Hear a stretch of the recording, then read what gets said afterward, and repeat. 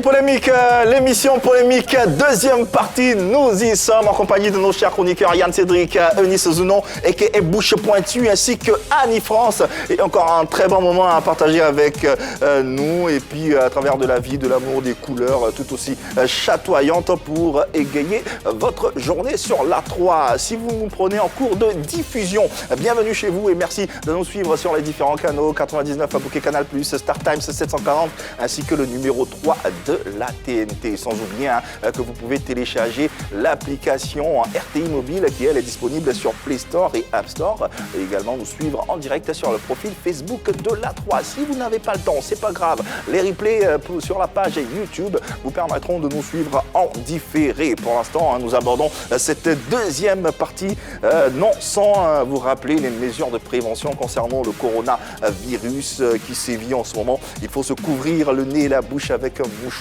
pour éternuer ou tousser, se laver régulièrement les mains à l'eau et au savon ou au gel hydroalcoolique. Il faut éviter tout contact étroit avec une personne qui souffre de fièvre, de toux ou de rhume. En cas de fièvre, de toux, des difficultés respiratoires, se rendre immédiatement dans le centre de santé le plus proche. Si vous avez des questions à poser, vous n'avez qu'à appeler le 119. Voilà. Deuxième sujet pour cette journée, ce numéro de Pipolémique. Existe-t-il une mode typiquement ivoirienne? Annie France s'est posé la question.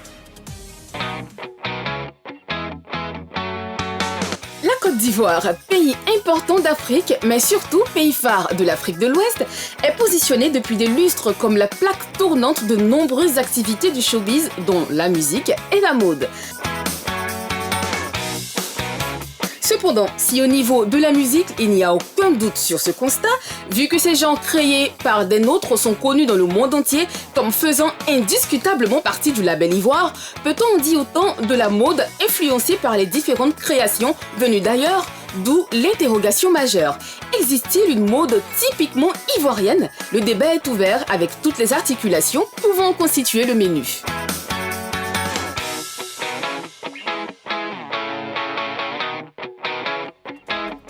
Allez, le débat est véritablement ouvert dans cette émission avec le deuxième sujet. Existe-t-il une mode typiquement ivoirienne? Pour en parler, merci de recevoir l'ancien mannequin. Plus de 17 ans de carrière dans le mannequinat. Aujourd'hui, c'est une femme d'affaires accomplie, détentrice d'une ligne de vêtements. Merci de recevoir Bintou Dème. Sous vos ovations, s'il vous plaît. Bintou Dème.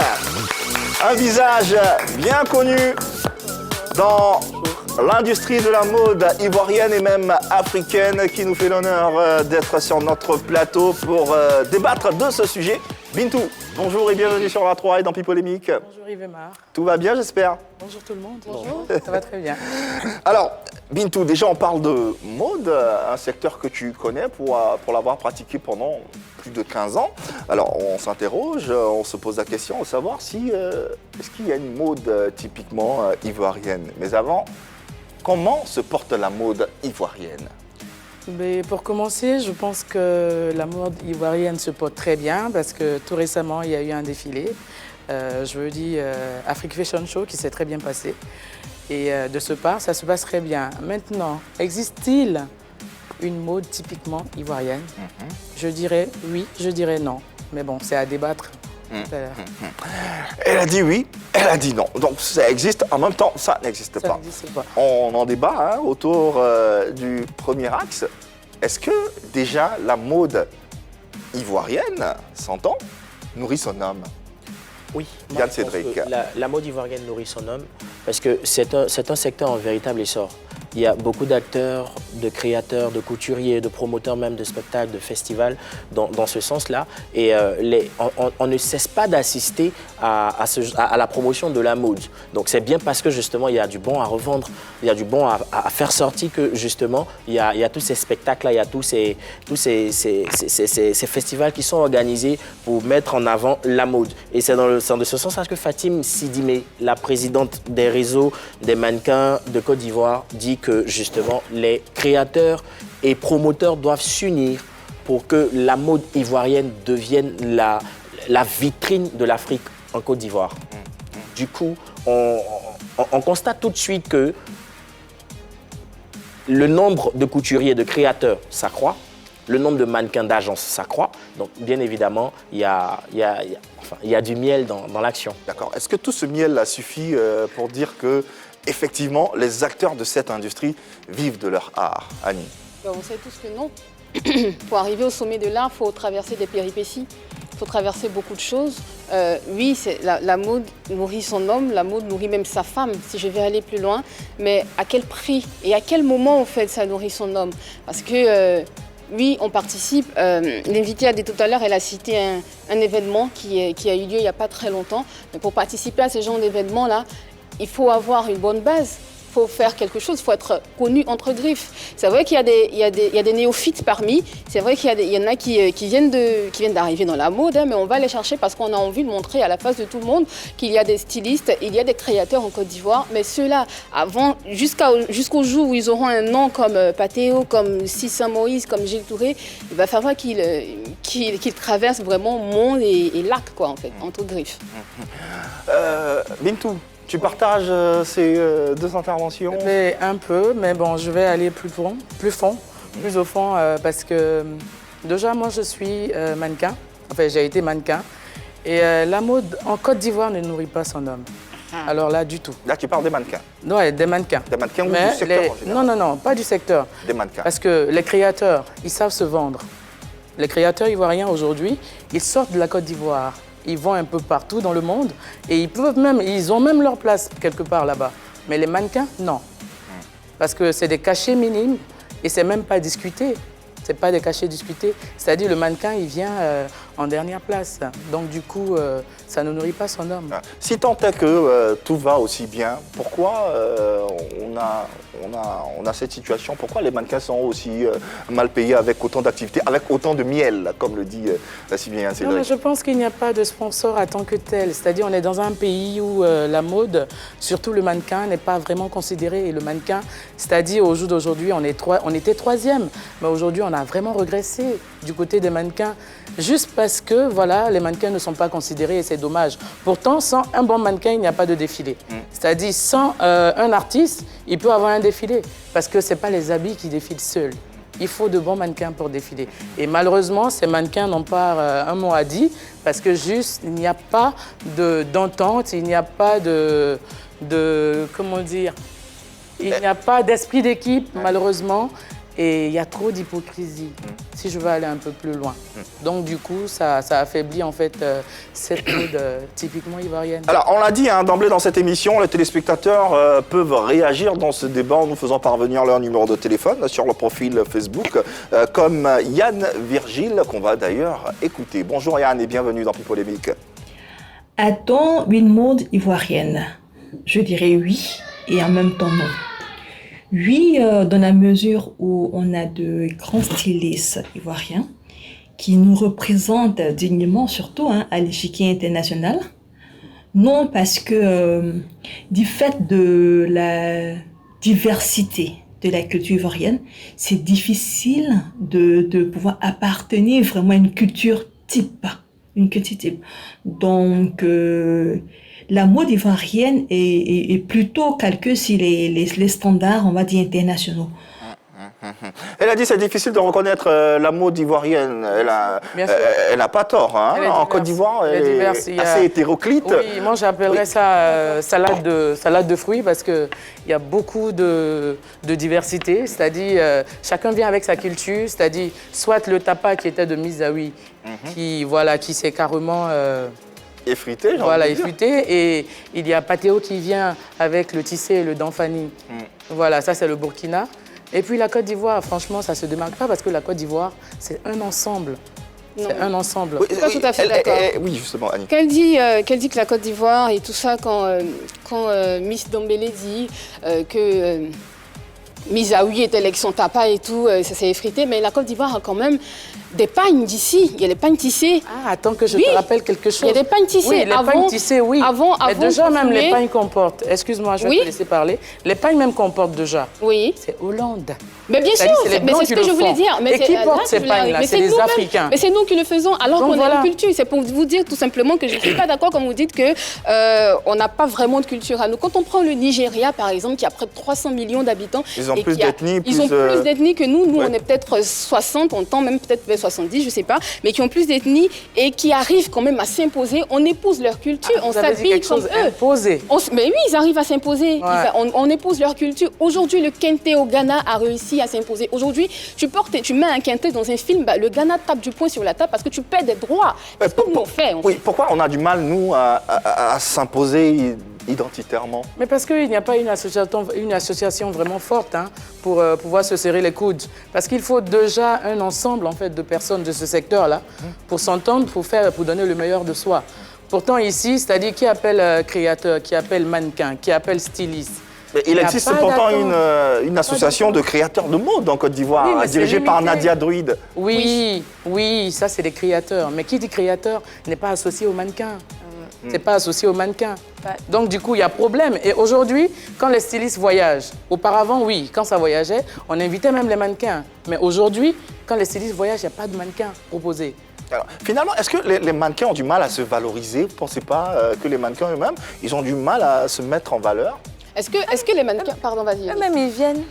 On les appelle, venez, vous allez porter pagne. C'est quand on leur donne, c'est ce qu'ils mettent et puis ils défilent. Oui, ça, c'est un mannequin. Voilà, ça, c'est un mannequin. Un mannequin, c'est un porte-manteau. Oui, porte-manteau. Mais à côté de ça, moi, je dis, au lieu de faire parlable, il faut savoir s'il y a typique ou il n'y a pas typique. Aujourd'hui, si nos dirigeants africains se réunissent, s'ils font des réunions, si aujourd'hui en Côte d'Ivoire, on appelle des ministres d'un autre pays, s'il y a Bété dedans, ils portent habit de Bété. S'il y a Gourou dedans, ils portent habit de Gourou. S'il y a Baoulé, ils portent habit de Baoulé. Et puis, tous se soulèvent et s'en vont. Un peu, ils vont nous connaître là. Et c'est ce que je dis, c'est toujours grâce en fait. Grâce, c'est-à-dire si il y a avec l'accord et l'appui du ministère de la Culture et de l'Artisanat, je pense que ça ira encore plus loin. Mais malheureusement, rien de tout ça en fait ne donne la main, ne tend la main. Alors, comme le dit Ennis, ça part d'une volonté de même nos autorités déjà à pouvoir imposer cette identité. Oui, c'est limité. C'est limité. Donc vous, en tant que mannequin, on vous donne une tenue à porter et vous la portez sans même discuter. Non, mais déjà, je vous dis, quand on va pour un casting déjà, parce qu'avant de porter la tenue, tu vas à un casting. Et tu es retenu, c'est parce que tu es meilleur. Oui. Et voilà. Et tu discutes le cachet normalement. Bien sûr. Et tu discutes le cachet, tu as ton cachet qui est là. Mais écoute, toutes les tenues qu'on te donne, parce qu'un mannequin déjà à la base, c'est un porte-manteau pour commencer. Ouais. Maintenant, quand tu deviens un top modèle, tu as le choix de choisir tes vêtements. Et ça dépend avec qui tu fais les défilés. Justement, c'est la question que je voulais poser. C'est ça qui m'emmenait à dire, mais on voit Kate Moss, on voit Naomi Campbell. C'est des top modèles d'une certaine envergure. C'est pas pareil. Mais elles ont quand même un cheminement. Naomi Campbell. C'est pas n'importe qui. Ça vient de quelque part. Justement. Ah, voilà. Justement. Donc c'est ce que je suis en train de demander. Comment se fait-il que vous êtes mannequin? Est-ce que vous n'êtes pas inscrite dans des agences de mannequinat? Non. Comment ça se passe pour que vous arriviez Déjà, il faut retenir qu'il y a des mannequins qui font partie des agences. Moi, j'ai toujours travaillé en freelance depuis 2000 jusqu'à maintenant. En fait, si je fais les défilés, c'est parce que voilà, ils ont besoin de voir ma tête en fait dans un défilé, parce que je présente bien, parce que c'est l'ancienne génération. Mais la nouvelle génération aujourd'hui, c'est difficile, parce que voici des personnes qu'on appelle pour les castings. Depuis 14 ans, il y a une lutte qui s'impose. On les appelle pour les castings, il y a des castings qui sont faits, mais les mannequins ne peuvent même pas ouvrir la bouche pour discuter leur cachet. Existe une association de mannequins pour défendre vos droits. Tu répondras à la question juste après cet appel justement d'un directeur d'agence. Il se nomme Yann Lobé, il nous suit et il souhaitera intervenir. Bonjour People Emic, je suis Ivan Lobé. Je vais donner mon avis sur la question. D'abord, j'aimerais vous dire que la mode ivoirienne, ces 2 temps prend vraiment de l'ampleur. Mais de là à dire que le métier nourrit son homme, c'est un peu compliqué. Parce que voilà, en tant que patron d'agence, tu finis de former un mannequin, il va falloir lui trouver des marchés, des événements. Et les événements à gros budget se font vraiment très très rares. Vous n'allez pas voir aujourd'hui un patron d'agence qui vit uniquement que de ça. Il a forcément un petit business à côté. Mais comme je le disais d'entrée, il y a des choses qui se font et puis bon voilà, nous espérons que dans les années à venir, c'est des trucs qui vont changer. Merci infiniment. Et puis désolé, j'ai dit Yann, c'est Ivan Lobé. Il est directeur d'agence. Oui, tu souhaitais rebondir sur ce qu'il dit? Oui, je veux rebondir dessus. Il dit que ça nourrit pas son homme. Moi, je dis que ça nourrit son homme. Seulement que pour arriver, oui, à la nourriture, là. Vraiment. Il y a du chemin. Dieu seul sait ce qui se passe. C'est tout. Moi, je suis d'avis avec l'invité quand il dit que les mannequins, sont relégués au second plan, alors qu'en réalité, ce sont eux qui donnent la valeur aux créations des créateurs et des stylistes. C'est bien l'occasion pour vous, justement, de vous réunir et de travailler à l'intérieur même de votre corporation pour dire désormais aux créateurs, aux stylistes et aux promoteurs ce que vous valez, pour que justement on ne vous demande pas de porter juste le vêtement pour passer là, pour faire valoir la mode ivoirienne.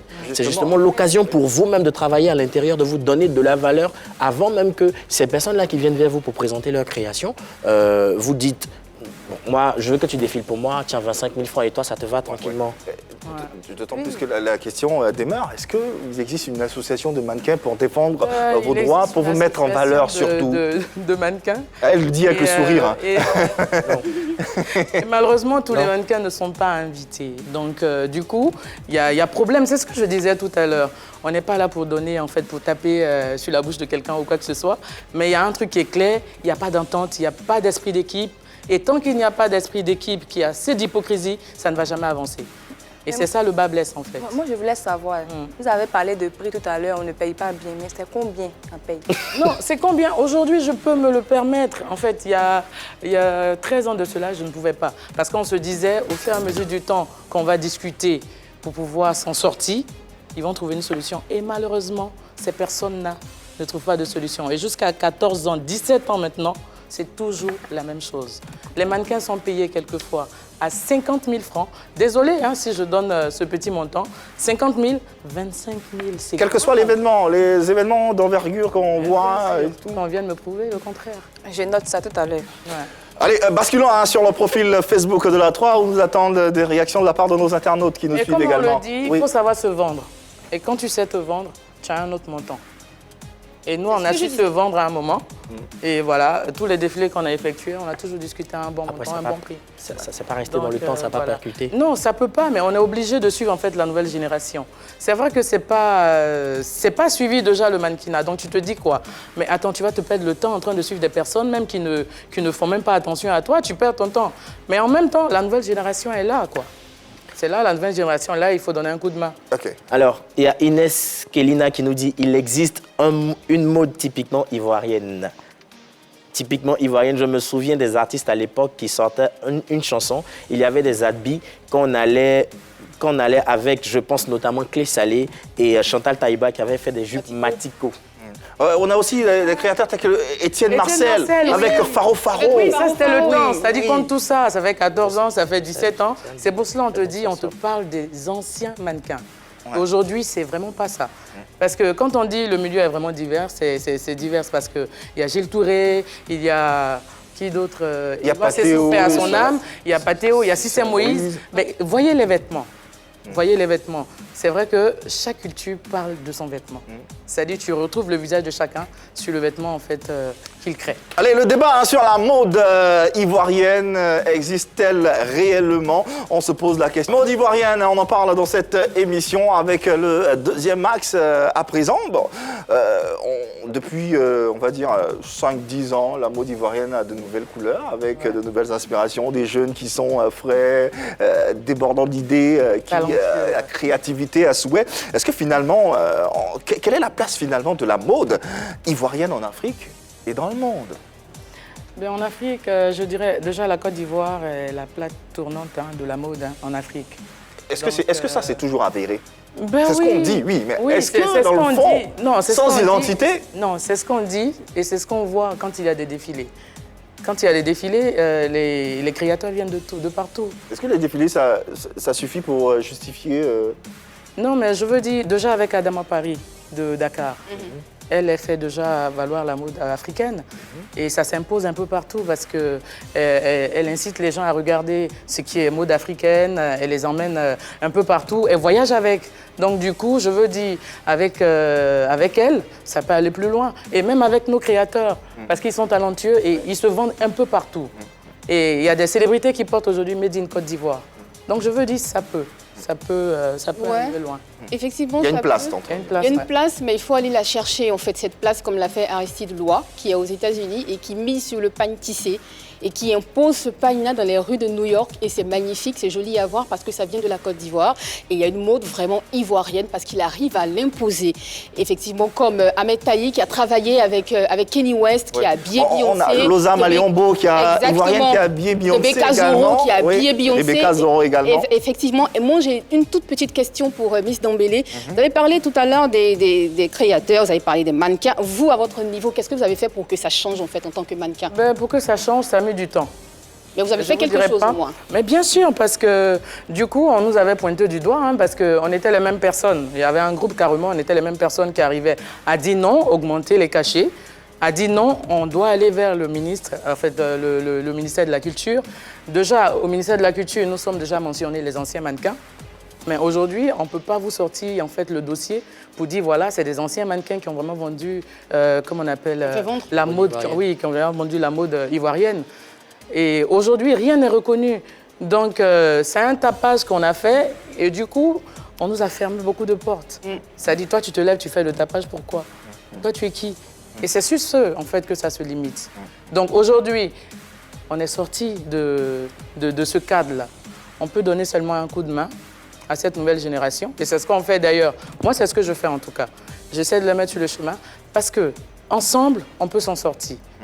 Il ne faudrait pas qu'une autre passe par derrière pour dire non, moi je peux, avec des miettes ou se faire voir. C'est le matu vu en fait qui est beaucoup. Attends, nous les patrons, on a fait quoi dedans? C'est le matu vu. On va parler derrière maintenant. Tu te sens concerné. Je me sens concerné. Il y a trop de matu vu. Encore un autre téléspectateur en ligne qu'on va apprendre et écouter parce qu'on vous l'a dit, oui, votre avis dans cette émission nous intéresse. Nous avons Andrea Zounon.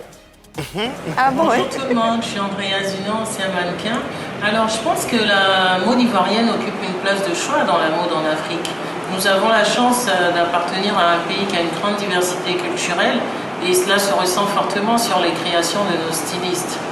Par contre, je pense que le secteur de la mode devrait axer sa bataille sur la rémunération des mannequins parce qu'on remarque que les mannequins ne sont pas payés à la hauteur de ce qu'ils représentent dans la mode, alors qu'on sait très bien que sans mannequin, il n'y a pas de mode. On revient dessus, toujours le traitement des mannequins. Mais au-delà de ça, puisqu'on en a parlé, est-ce que comment se porte la chaîne même du secteur? Je veux dire, est-ce que les créateurs sont pas... le créateur, par exemple, il est le seul à créer, il va finir de créer, regarder la qualité, il va faire lui-même la promotion, la commercialisation. Finalement, c'est impossible à lui seul, à une seule personne de pouvoir représenter toutes ces identités, toutes ces entités. Mais qui l'a envoyé? Il ne peut pas. C'est sa passion, Eunice. C'est une passion. Mais si c'est ta passion, non, si c'est ta passion, là, mais il faut nourrir les autres aussi. Aussi, c'est leur passion. Non, mais déjà, quand le créateur, c'est vrai qu'il crée. Et quand il finit sa création, il faut forcément un mannequin. Oui, mais le secteur, le secteur ne se limite pas. Non, le créateur, il arrive toujours à vendre. Il arrive toujours à vendre. Mais sauf qu'avec les créateurs, il y a un ensemble. Aujourd'hui, c'est une famille, en fait, les créateurs. Et en plus, vous-même, vous avez dit tout à l'heure, il y a une association de créateurs qui marche à fond. Mais les mannequins, non. Aujourd'hui, tu demandes association de mannequins. Ben, appelez les mannequins. Il y aura quelle tête de mannequin? C'est de la nouvelle génération. Donc, et ça se plaint de tous les côtés. Donc, ça veut dire qu'il n'y a pas vraiment d'entente. Il n'y a pas vraiment d'entente. Voilà. Alors, vous vous indignez parce que les mannequins sont mal payés, ils sont mal vus, mais vous dites quand même que la mode ivoirienne arrive à s'imposer. Tout à l'heure, d'entrée de jeu, quand Yves vous a posé la question, vous avez dit oui ou non. Bon, on est resté en surface, on n'est pas allé en profondeur. Oui, non, mais dans le débat, pardon. Non, dans le débat, on a quand même détaillé, j'ai détaillé les deux. Effectivement. C'est-à-dire le oui et le non. D'accord. Maintenant, que la mode ivoirienne puisse aller en avant, c'est-à-dire en Afrique, c'est en fonction de ce qu'on voit. C'est en fonction de ce qu'on voit à travers. Non, pas les mannequins forcément. C'est vrai que moi, je parle des mannequins. Justement. Mais c'est la plupart du temps la mode, c'est-à-dire les événements de mode. Voilà. J'ai plus de questions. Votre honneur. Alors moi, j'ai une question pour... Est-ce que vous-même, en tant que mannequin, vous voyez les créations des créateurs? Est-ce que vous avez eu à voyager dans plusieurs pays? Est-ce que les créateurs ivoiriens sont très percutants? En mon temps, oui. Parce qu'on est parti en Libye, on est parti dans plusieurs pays. En Espagne, et avec des stylistes, des créateurs. Mais aujourd'hui, c'est pas possible, c'est plus possible, c'est même pas des trucs qu'on voit.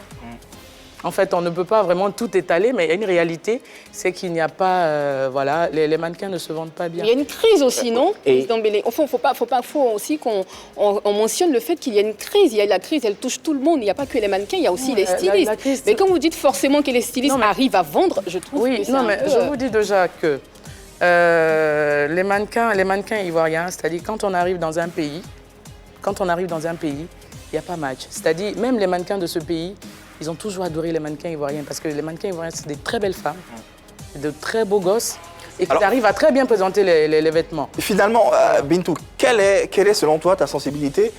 Quel est l'avenir de la mode ivoirienne? Ben, l'avenir de la mode ivoirienne, hein, africaine aussi, c'est qu'il y ait plus d'entente, moins d'hypocrisie et qu'il y ait une personne en fait à la tête qui pourra rassembler tout le monde sans vraiment s'imposer personnellement.